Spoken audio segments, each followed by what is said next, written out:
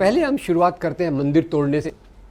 तो आपको पता होगा अभी अभी दिल्ली में एक रोड का नाम बदला गया था। कौन सा रोड था? अकबर का तो अभी बदलने वाले हैं, आपने पहले से बदल औरंगज़ेब रोड। और औरंगज़ेब का रोड का नाम बदलने के पहले उन्होंने कहा औरंगज़ेब वेरी बैड। बाकी चीज़ें तो थी, धर्मांतरण भी उसने कराए, पर उसने हमारे मंदिरों को तोड़ा। अब मैं बड़ा कंफ्यूज हो गया, तो मैं फिर हिस्ट्री पढ़ने लग गया कि औरंगज़ेब ने कौन से मंदिर तोड़े। पर वो पढ़ते समय मेरे दिमाग में चार चीज़ें पता चली मोटे तौर पे। पहले पता चला कि औरंगज़ेब ने काशी में भगवान विश्वनाथ के मंदिर को तोड़ा था, वेरी बैड। पर साथ में एक और बात पता चली। वो बात पता चली गुवाहाटी आसाम के पास कामाख्या देवी का मंदिर है, उस मंदिर को उसने दान दिए। उज्जैन में महाकाल का मंदिर है, उसको भी दान दिए।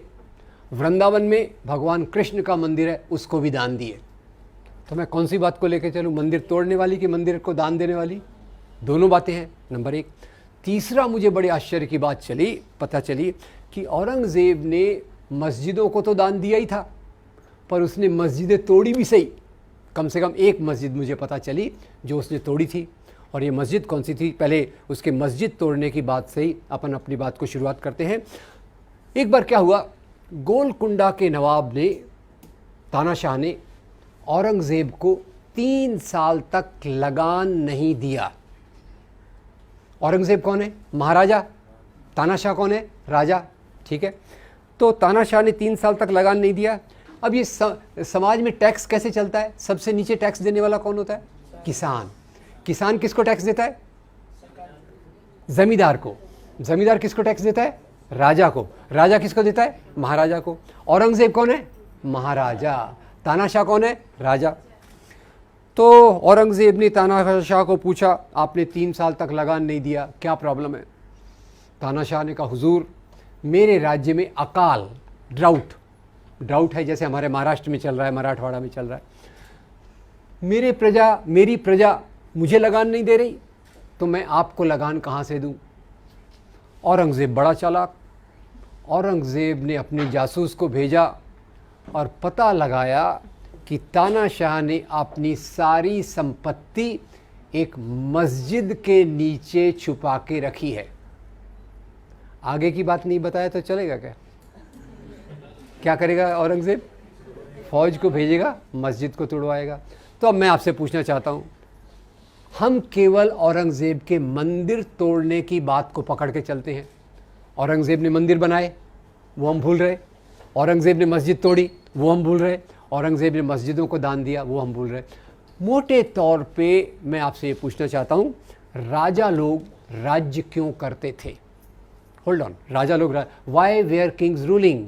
ऑप्शन ए, राजा लोग राज्य करते थे धर्म के नैतिक मूल्यों के लिए। बी, राजा लोग राज्य करते थे सत्ता और संपत्ति के लिए। ए या बी? बी। और हमारे मन में क्या चल रहा है?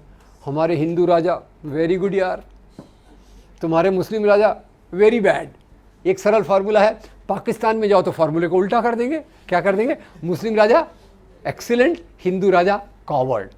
तो ये हमारे जो देखने का तरीका हुआ है, जो राजा को हम धर्म के चश्मे से देखते हैं, ये सही है या गलत है, ये मैं आपसे पूछना चाहता हूँ। और इसमें ये भी बताना चाहता हूँ कि ये दृष्टिकोण हमारे सामने कैसे आया। इसको कहते हैं इतिहास का सांप्रदायिकरण, कम्युनलाइजेशन ऑफ हिस्ट्री। और कम्युनलाइजेशन ऑफ हिस्ट्री ये कब से चालू होती है? ये चालू होती है 1857 की लड़ाई के बाद। 1857 आपको याद होगा सबको? 1857 की लड़ाई, हाँ, पहली क्रांति। उसकी चिंगारी किसने लगाई थी?